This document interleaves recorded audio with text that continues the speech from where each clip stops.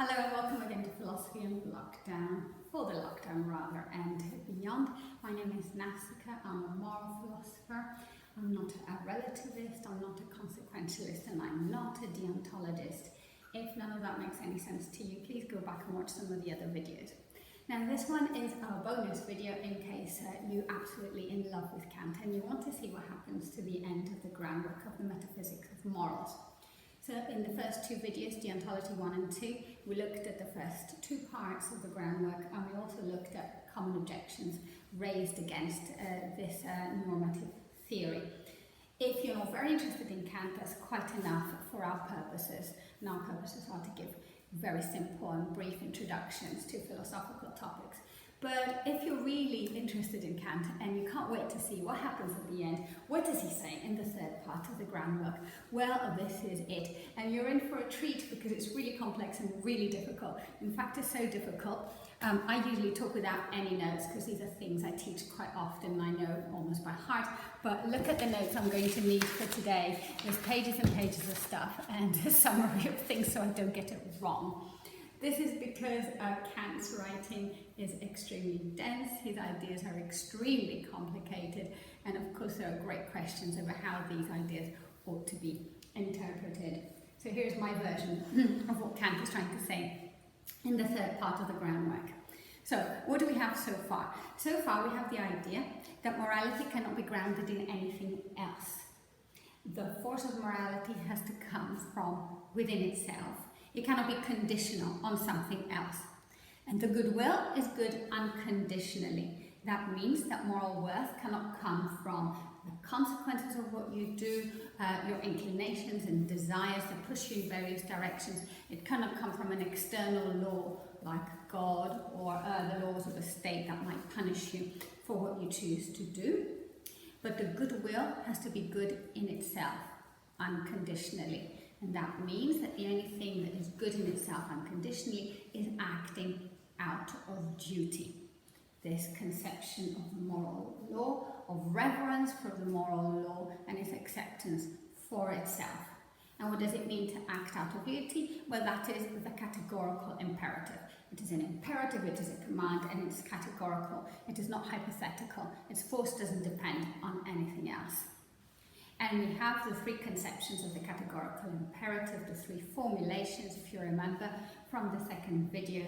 We have universalizability, we have ends as means, and the kingdom of ends.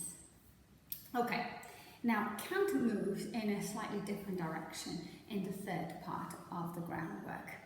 Do you remember the distinction between heteronomy and autonomy? Autonomy is the will that is determined by itself. Heteronomy is something that is dependent on something else for its force. So something external gives us an explanation of why this applies, why this is forceful, why this is a command. For Kant, the aim is, in the first part of the groundwork, to explain what it is to act morally. But in the second part of the groundwork, the aim changes a little bit. The aim is more, how is this possible? Because it is possible to think of the first part independent of the second part. It may be that in the first part he's given an account of what it is to act morally, but it may be the case that nobody can act morally. Yeah, because the account he has given doesn't apply to human beings, for example. So he needs to give an explanation, an argument, an account of how this description of what it is to act morally, the goodwill, is actually part of what it is to be human and a possibility for human beings. How is it possible for us to act morally? The answer is a synthetic a priori proposition, which explains everything. Now, to understand the synthetic a priori proposition, we need to understand what synthetic and analytic means and what a priori and a posteriori mean. So this is going to be rather long and quite complicated, but it's absolutely essential to understanding the argument that follows. Okay, what is the distinction between synthetic and analytic statements? Analytic predicate is contained in the subject. Take the statement, all bachelors are unmarried. Here, the idea of bachelor contains the idea unmarried. If you are a native speaker of this language, we're not looking here at people who don't understand what bachelor means or what unmarried means. Let's all assume that we all understand these words really well. If you are a speaker of this language, then to understand what bachelor means is to understand that all bachelors are unmarried. You can't really claim that somebody's both a bachelor and unmarried. People would say, well, what do you mean by this? Do you understand the words? Something has gone wrong here if somebody thinks they can claim that there is a bachelor who is unmarried. So, analytic statements are really interesting for us because they have three characteristics. They are true. All bachelors are unmarried is a true statement. It could never be false because bachelors means unmarried. Try to think of other analytic statements. All kittens are young cats. That's necessarily true because to be a kitten is to be a young cat. And if you're an old cat, then you're no longer a kitten, you're just an old cat or a cat. Okay. Vixens, all vixens are female foxes. Well, that's what vixen means. Vixen means female fox. So analytic statements are necessarily true. Analytic statements are explicative. That means they're sort of definitional. To say all vixens are female foxes is to explain what a vixen is. A vixen is a female fox is a vixen. And these kinds of statements, analytic statements, cannot be denied without contradiction. Somebody who says, oh no, he is a bachelor and he is married, is contradicting themselves. In a fundamental way, they haven't understood what it means to be a bachelor or what it means to be married. Something's gone wrong here. And this is a contradiction, not because I say so. It's not as if you ask me and I say it's a contradiction, but you ask some other philosopher and they're saying, no, it's not a contradiction. You can be both a bachelor and married. It's a contradiction for everybody, given what it means to be a bachelor. The person who thinks they can contradict this is simply being illogical. Okay, it's not me who says so, it's logic. Okay, this is not about being annoyed with me because you disagree with me. This is about contradicting yourself and contradicting logic if you simply want to insist that one can be a bachelor and married at the same time. You just haven't understood something about the terms. So those are analytic statements. Synthetic statements are different. Synthetic statements are informative. Something like, John is a bachelor, gives us a bit of information about John that perhaps we didn't know before. And the two are not necessarily connected. John could have been a married person, but it so happens that he is a bachelor. So synthetic statements are informative about something out there in the world. They're only contingently true. They're only true if John indeed happens to be a bachelor. And they can be contradicted without, they can be denied without contradiction. So I might say to you, John is a bachelor, and you might reply, oh no, didn't you hear he got married last week? It's just been denied. He's not a bachelor. It is not true. And it's not contradictory to deny them. It is perfectly possible for things to change in that respect. That's synthetic and analytic. We also need a priori and a posteriori. If you remember, we mentioned this in a previous video. A priori is knowledge we arrive at solely through reason. A posteriori is knowledge that we arrive at through experience. If you want to know whether all bachelors are unmarried men, you do not need to go out there and canvass all unmarried men to figure out if they're bachelors. In fact, you don't need to have known a single unmarried man. All you need to know is sit in your philosophical chair in your darkened philosophical room and think about what it means to be a bachelor, and you will arrive at the conclusion that all bachelors are unmarried. If you want to know something about John and whether he's a bachelor or unmarried, you need to go out there in the world. You need to ask John, you need to go to your, your wedding registry and have a look through the records, see if it says anything about John's marital status, that kind of thing. So the first type of knowledge about all bachelors being unmarried is arrived at purely through reason, a priori. The other kind of knowledge about synthetic statements is arrived at a posteriori, through experience, through the senses, through figuring things out. Now, this is the difficult bit. Analytic statements are wonderful because they're true. And that's a good thing, it's an exciting thing, that's the kind of thing that philosophers look for. We would like to know things that are true. Synthetic statements are informative, they tell us something new. We've now learned something that we didn't know before. Wouldn't it be great if we could bring the two together? Have a statement which is analytic and necessarily true, but which are usually completely boring because they don't tell you anything you didn't know before.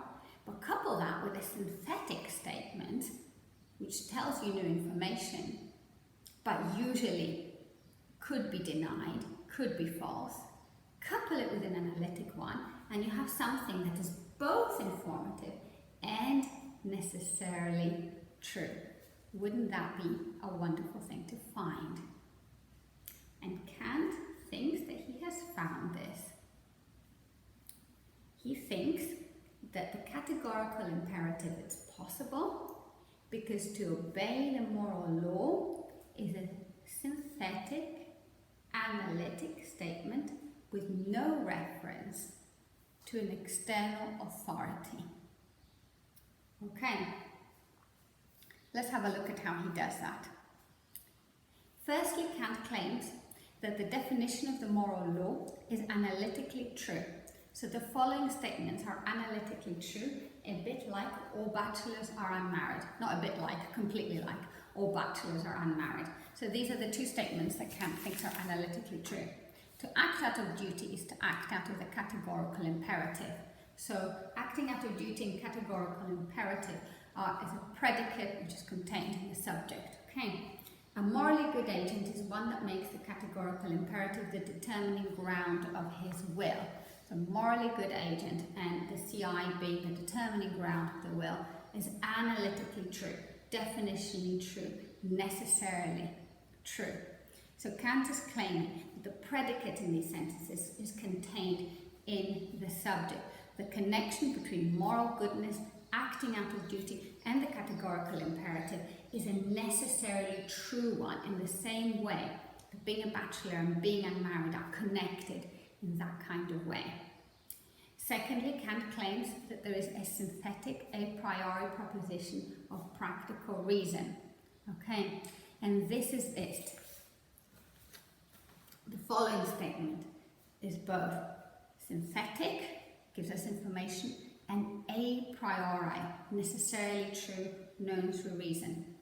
Human beings ought to obey the moral law. Now, this statement is synthetic because it's not explicative. It doesn't just clarify a concept. Within the concept human beings, you don't necessarily have the idea of obeying the moral law. Yes, this is an informative sentence. It tells us something new that we didn't know before about what human beings ought to do. But at the same time, it is also an a priori statement about what human beings ought to do. It expresses a necessity. It expresses the necessity to obey the moral law. And the reason why this is a necessity is accessed through reason. You know this a priori. You don't need to go out in the world and look at experience. If you basically think about it, you will come to the conclusion that human beings ought to obey the moral law. And now we have the Holy Grail, a statement which is both necessary and tells us something that is informative. Okay. This account of morality, of the moral law, as a synthetic, a priori statement, explains to us how we can know what morality requires of us. We ought, without any reference to external authority. We know it through reason. That's quite tough, isn't it? I find it quite tough as well. Okay, having said all that, he now moves to a different but related question. Why is morality binding? Why are we bound by this idea of the force of morality? Why do we feel it as a force that cannot be denied? And what is the connection between morality and freedom? Now, freedom is important here because if we don't suppose freedom in what we do, it is very difficult to make sense of morality. Remember, I gave you an example, I don't remember in which video to be honest, but hopefully you watched them all. An example of somebody, let's say I hit you really hard and you turn around and you say, "What are you doing, Naska? What's going on here? You want to blame me for what I did. We don't go around hitting innocent people for no good reason." And I say immediately, "Oh, you know, I have a neurological condition which causes tics, and it was one of my tics. I couldn't help it." Now, immediately you change your view of what it is that has happened here. I'm no longer somebody who can be held morally responsible because I didn't choose to do what I did. So the attributions of moral praise and blame seem to presuppose the necessity of freedom. It has to be me, my agency, there has to be some kind of choice in what I did. If what I did was a result of a neurological tic, or if you find out that another person was standing there who took my hand and forced it to slap you, you wouldn't hold me responsible anymore. So the very notion of morality involves the idea, the assumption of freedom. Otherwise, we cannot attribute responsibility to people for what they choose to do and don't choose to do. But all this has said so far is that we assume freedom. That doesn't necessarily mean that we are free. It could be that the whole thing is an illusion. It could be that all of us are engaged in this moral illusion where we make attributions of praise and blame based on the freedom illusion, and none of it is in fact correct. Now, obviously Kant wants to go further than that. He wants to show that we are indeed free and not just assuming to be free to make sense of all of this. It is important for him that reason cannot be caused by anything that is outside of itself, and that freedom is a necessity. Okay, here's what he says. Now he's considering what reason is. In this passage, he's going to argue that to be free is an assumption that we make in virtue of being rational beings. That freedom is a presupposition for all rational beings. So he's tying freedom and rationality together. Okay?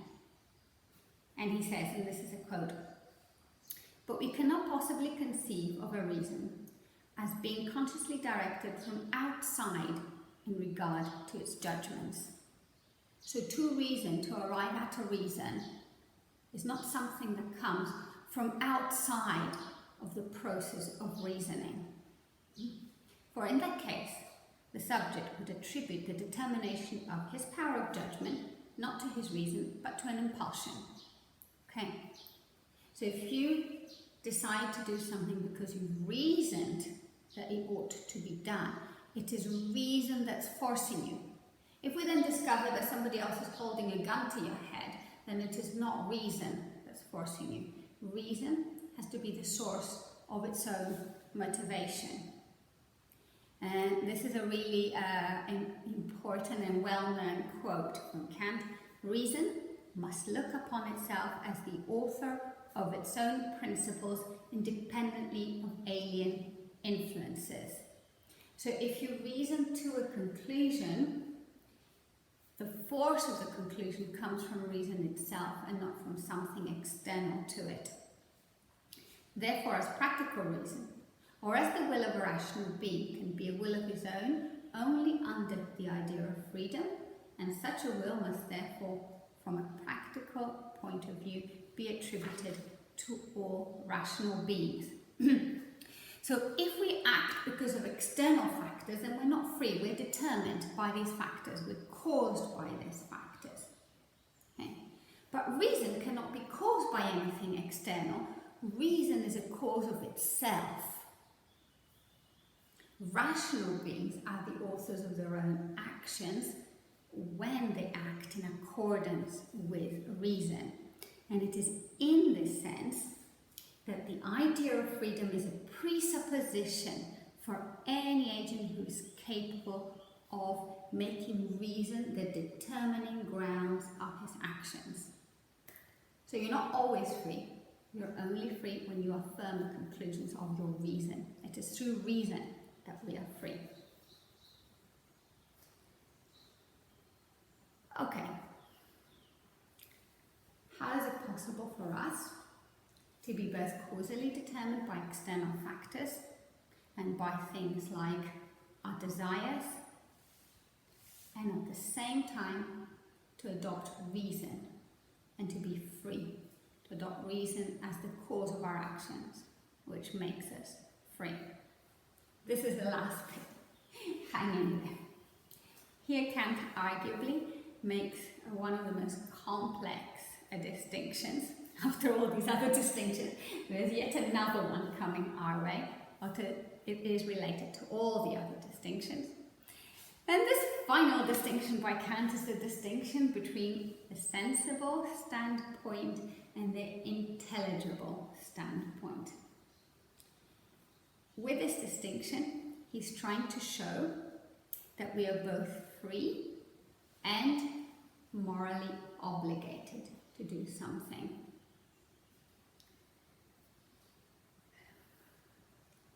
This is because, while there is one world, there are two standpoints of seeing this world. We see things both from the viewpoint of the sensible world through our senses, which are affected by things like our inclinations and other causal factors.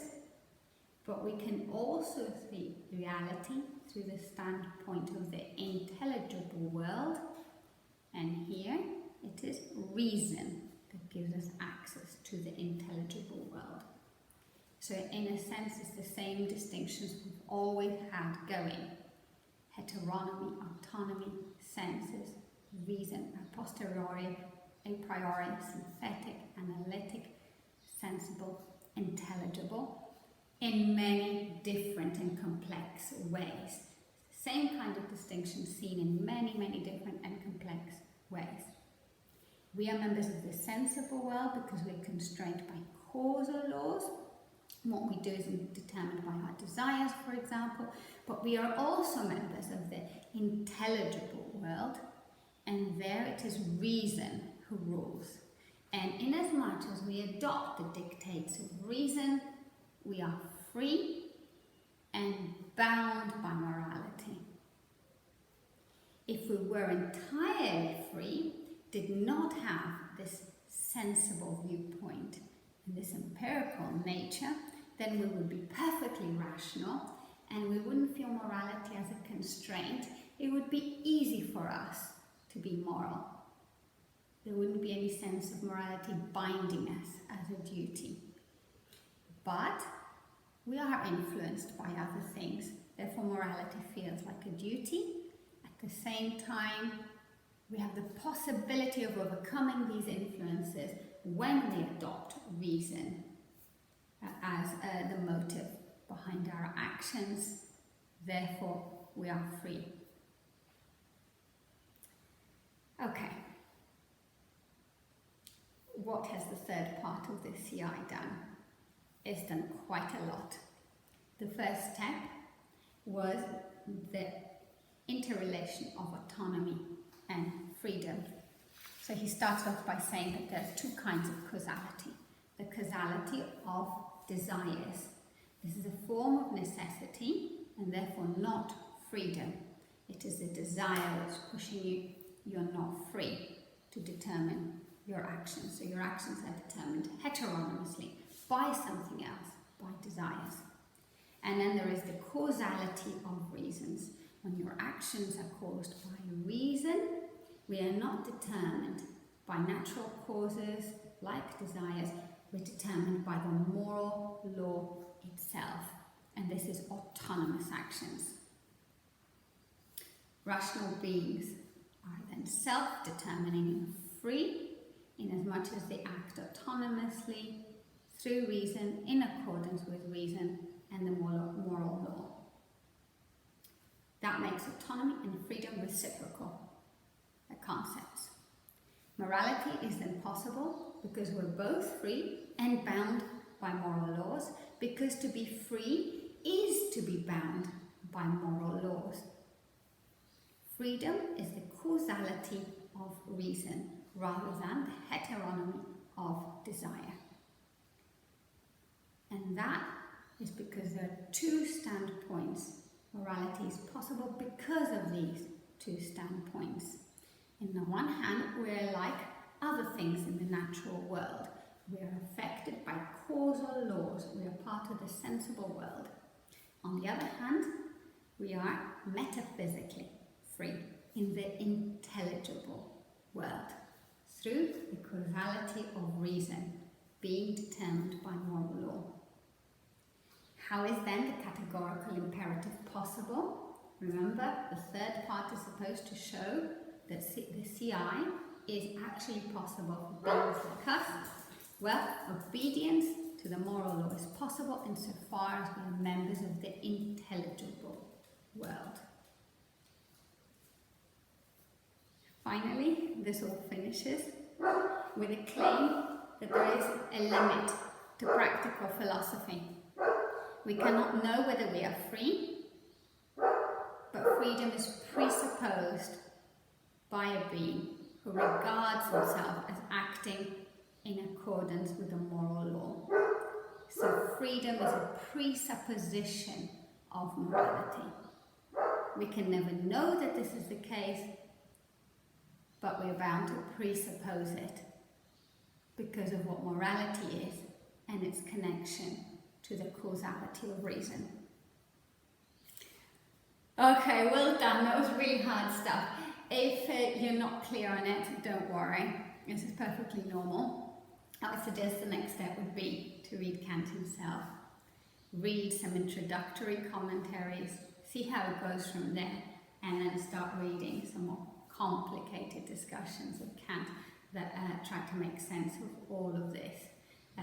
That's of course if you absolutely love Kant and you need to hear more on Kant, which I can't blame you. He's one of the greatest philosophers there ever were.